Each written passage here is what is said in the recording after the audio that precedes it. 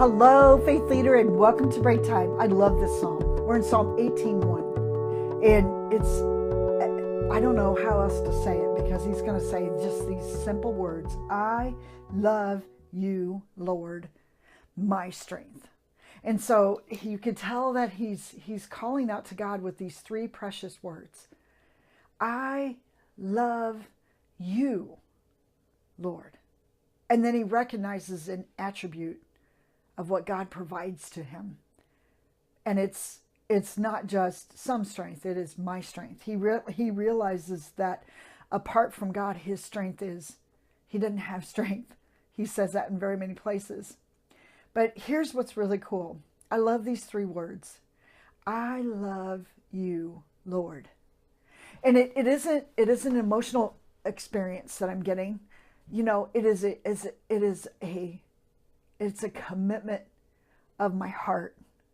It's a commitment of my mind. It's a commitment of my actions. It's a commitment of my time. It's my decision. It's my choice. It's my will. You know, aligning with what's in my heart. I love you. But oftentimes we get this word love so confused because the way the world tries to teach it, you know, outside influences sometimes teach it as an emotional experience. And I'm not saying that love doesn't feel, because it does. But if you're not feeling it, it's not that you're not absent of love. Because sometimes the roots have to go to a place of faith to where it's so deep that, you know, whenever I'm beginning to think that, man, do I really love the Lord? I think of Jesus. And then something happens the minute I start focusing on Jesus, you know, and I see what Jesus has done. And my heart just begins to melt, you know. And when I begin to think that the Lord loves me as his child, as pitiful as I can be sometimes, and that he accepts me, that in and of itself puts me in a place where, man, all I can do some days is say, I love you, Lord. When I start my journal writings, I start it right there. I love you. I love you. You know, but we throw that around so easily. But this is I love you, Lord.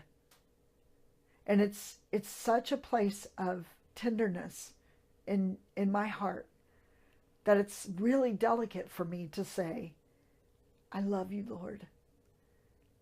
Because I realize when the moment that those words come out of my mouth, that God hears them. He's not judging them. He's not saying, oh, sure you do. Look what you've done. He's saying, he loves me. And so that's the same way he is with you. When you say, I love you, Lord, and it's, you know, a commitment that you made and it's in your heart, he's not judging that love. He's accepting whatever love you will give him. And he meets us right there at that place, you know. And then he becomes our source of my strength. He's my strength. And often it's his love permeating in me that strengthens me to be whom Christ has created me to be. How about you? Can you say those three words? I love you, Lord, unashamedly today. Don't let shame hold you back. Don't let your sin, don't let anybody else tell you that you're not worthy. Tell the Lord, I love you, Lord. I love you, Lord. Have a blessed day.